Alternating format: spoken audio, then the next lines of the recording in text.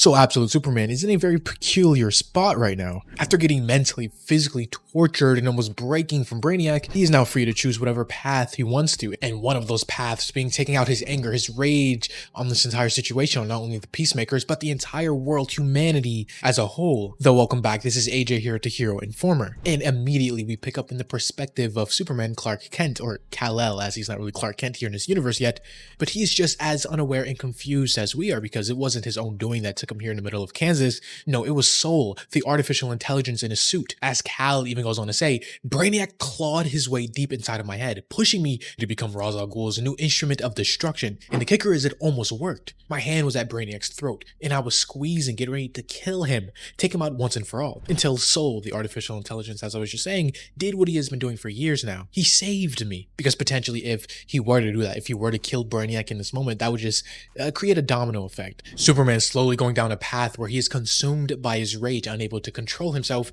and then being okay with murder, destruction, etc. It's kind of like Batman in the main continuity. You know, people say, why doesn't he just kill the Joker? The worst of the worst, you know, just him maybe, and then the rest you can keep your no-kill rule. Well, it's just a slippery slope. Once he starts to then, what's stopping him from going further if he sees that it works? Same thing with Superman here. If he starts with killing Brainiac or Ra's al Ghul, then he could just wish all of his other problems and the lesser evils, the Peacemakers and whatever have you, let's just kill them as well, and then it just goes on from there. But this isn't the first time that Soul, his suit, has saved him. As it cut over 5 years beforehand, we see many more occurrences, this time specifically after he ran away from the Kents, or not really ran away, but he was forced to leave the Kents because Lazarus came down knocking and was gonna destroy everything. He decided in that moment to be done with humanity. He has no obligation to help or be among these people. Heck, he's not even the same species as them. Superman deciding in this moment to isolate himself, almost inside of a random volcano where most people would die just from the heat alone.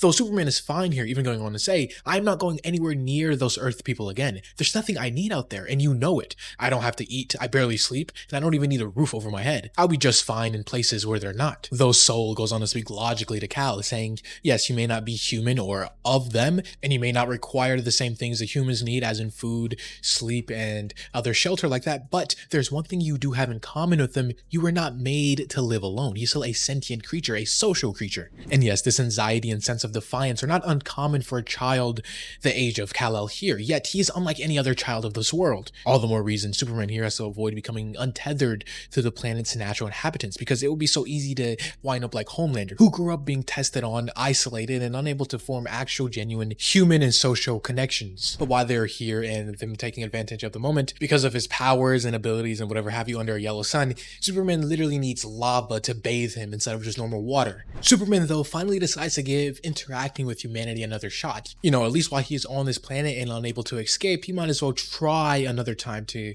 blend in and just live among them. Though with his power set and his abilities, obviously he could do anything he wanted. He could reach the highest levels of earthly society. He's not just a lowly farmer's boy like he was back on Krypton, but here he can actually achieve the social advancement his parents were denied, as one would be able to do, being not only one of the most powerful people on this planet, but maybe even the universe. But Kal here dreams of none of that. The symbol, the shield crest on his chest, his parents lived with that their entire lives, the symbol on their chest, so he's going to be sure he'll die with it on his. As here in the Absolute Universe, the symbol, the S on his chest, doesn't just mean his family's crest and logo. Here on this version of Krypton, it represented the social class he was in. He was a part of the Laborers Guild, which is essentially the farmer and other lowly jobs inside of their society. Clark, on the other hand, wears it with pride, saying there's only one place a son of the Redlands belongs, and that's in the sun, as he is then working manual jobs, helping people farm, etc. Though it becomes abundantly clear that not only is Clark just a kid, but he's just not used to all of this change and how to adapt to it, as while he is working, moving along, trying to get through his day, even unintentionally he starts to hurt the people around him, as he goes on to give someone a handshake, burning her hand with the heat of the sun, because of course being in the sun, it charges him up like a battery, so he is hot to the touch. Though this commotion and spectacle just draws unnecessary attention as the Peacemakers come in to make sure everybody gets back to work, even going as far as to abuse and hit the other workers here to get them back moving along, which of course angers Superman in the moment. And in the case of Superman just not knowing his own strength on this new alien world, He tries to get the Peacemaker to stop attacking, but instead rips his arm out of his socket, which just puts into perspective that he is truly living in a world of cardboard here. And especially being a child, it would be so easy for him just to mow down people as if they were nothing but flies. But he doesn't. He zooms off and going back to another peak, another mountain, just to soak and think about everything that has happened to him, how he didn't mean to do that. He didn't even know his own strength. Soul even going on to try to explain the situation to him, saying that every day he is here absorbing the energy of the Earth's yellow sun, his abilities, his strength multiplies. And how if he wants to continue being here, he has to learn to be especially careful around humans. Clark, though, just has one thing on his mind. Did he accidentally kill that person? He didn't mean to rip his arm off, and he could bleed to death because of such. But with Lazarus having advanced medical facilities, realistically, he's probably fine, relatively at least. But Clark, on the other hand, thinks maybe he should have died. He's seen the abuse that not only happened in that moment, but that Lazarus, the soldiers, partake in. Isn't this suffering and death what the Peacemaker and Lazarus deserves with their big guns and fancy armors? Kal, if he really wanted to, he can kill all of them in a single day. And how if he just fought back and stopped them for good, it would be so simple and easy. Just like his father back on Krypton when he slaughtered all of the beasts, the animals in the mine to protect the fields. Though once again, Soul just tries to think logically and objectively, trying to reason with, saying humans may be primitive and with a shocking capacity for cruelty toward one another, but they're not animals. If Jor-El and Laura were here, his parents, they would tell him the same thing, that he does not have the right to be judge, jury, and executioner simply because he can. That's the thing though, if they were here, but they're not. They're dead, all of Krypton is. And what does this artificial intelligence thinks it knows anyway? He's not even real. Though Soul has a pretty good rebuttal as to what his purpose is and why. As he goes on to say, you're correct, I'm not real. I was made to protect you and remind you of who you are. And this I will continue to do, for there is no one else who can. And in this moment, with all of the conflicting thoughts, reasonings, and paths he can go down, Kal-El just needs a moment to collect his thoughts. He needs a bit of quiet, isolation, maybe even solitude, if you will, as we see the crystals form around him, making his own mini version of the Fortress of Solitude, in which for this absolute Superman, this is almost a perfect rendition of the Fortress of Solitude for his character here, because he has no home. His original Krypton blew up, that's gone. On Earth, there's nowhere safe that he can go and nowhere that he won't get kicked out of. Kansas, where he met the Kents, that was only temporary, and everywhere else has been the same sort of story. Yet here in this moment completely closed off, he can finally have his own solitude for himself. As when we cut over to the present, that's exactly the same thing he's doing to this day.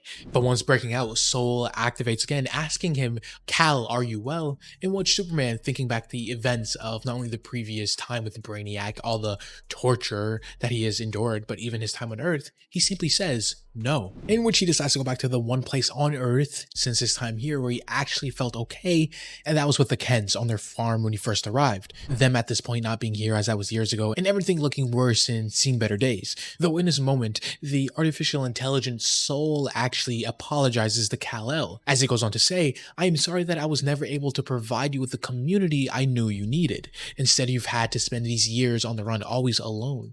I failed in my purpose, the only one your mother programmed me with. I failed to protect you. And maybe before, Superman, years ago, would have agreed. But at this point, after time thinking about it, the years of experience he has had, he goes on to say, for the first time in 6 years, I can say this with clarity and certainty, you're wrong. I was never without protection and never without care and guidance, never lacking for a community, nor was he ever truly alone. As we see the journey from Krypton itself to Earth, the time and months spent on the ship itself, him arriving on Earth and every moment in between, Soul has been there every step of the way. And how at this point, he is more than just a rocket ship or some artificial intelligence, some object just to aid Clark. He is more akin to family. Superman even going as far as to call it his big brother from Krypton, which is a really, really interesting development here because on one hand, while Soul isn't actually a being, he is as close as you can get without being the actual thing. And on the other hand too, I wonder if we're going to ever get a absolute Supergirl or any other survivors from Krypton, because in Supergirl's case, generally she's supposed to be the loose cannon, the hot-headed one, the one who is more prone to just lashing out in her emotions, especially on Earth with her heightened powers. Yet Kal-El kind of already fills that role, so I wonder just how much she is going to be and how different from that. But in this moment, Superman isn't alone, as he has other company here with Lois Lane and Jimmy Olsen finally arriving back and them rendezvousing. And in this rare moment of downtime and not, fighting for their lives or anything like that, they, as in Superman and Lois Lane, have the time to formally introduce each other. Superman at first going on to say that yes, he's sorry for her father's loss and death at the hands of Brainiac in the lair, but all he can say and promise her that those responsible will face justice. Them now being in first name basis, Superman going on to say say that my name is Kal-El of Krypton, and then Agent Lane going on to say that he can just call her Lois. And with everything cleared up here, Lois goes on to say that they should really get going and move from this location because it won't take Lazarus long to come searching for them and find them wherever they go. As she goes on to even ask Superman, does he have a hidden safe place anywhere? But, you know, the safe place is Soul on his back right now. The almost living cape and big brother, as Superman put it before. But Superman continues saying, Soul brought us here to help me remember. And you're right, Ra's al Ghul will never stop. He'll do whatever he can to bend me to his will, no matter who gets hurt in the process. Which is why we can't leave. Because there's no point. Ra's al Ghul is already here. There's no point in running more, as they will just be tracked down and found. They have to stand their ground and fight now, end this potentially once and for all. As even Ra's al Ghul himself has the same idea, deciding now that he has Superman here where he wants him. He wants the entire town of Smallville surrounded and quarantined. No one gets in and nothing gets out. And for the actual people here of Smallville, he goes on to say to put the boot of Lazarus on their necks, burn down their houses, defile their churches, cast them into mud like pigs, and stripped of any decency. Kill anyone who dares to think about defying us in as loud and appalling manner as possible. He wants it to be a big thing. He wants it to be a spectacle for everyone to hear. Because as he continues saying, fill this land with the screams and suffering until Superman has no choice but to come for us for all of his alien fury. Because he wants the rage. The one thing Superman has been trying to keep back and not just push out into the world is the same thing that Ra's al Ghul wants. The one emotion that is most natural and forthcoming to him with all of the things that he has experienced from Krypton to here on Earth. Ra's al Ghul wants him to stop holding back, as he even goes on to say, and once Superman is adequately enraged, I will handle his baptism personally. By the hand of Ra's al Ghul, he will be redeemed, which if Ra's gets his way, Superman will fall in line and become his most powerful asset and ally. But to get to that process, he needs to bring in everything, as we see just an army of military might, power, and mechs just roaming through Smallville, getting ready for a ginormous showdown and putting Smallville under siege. But that is something that we're going to see next time as this video and issue comes to a close. As always, this was AJ here at the Hero Informer, and thank you for watching.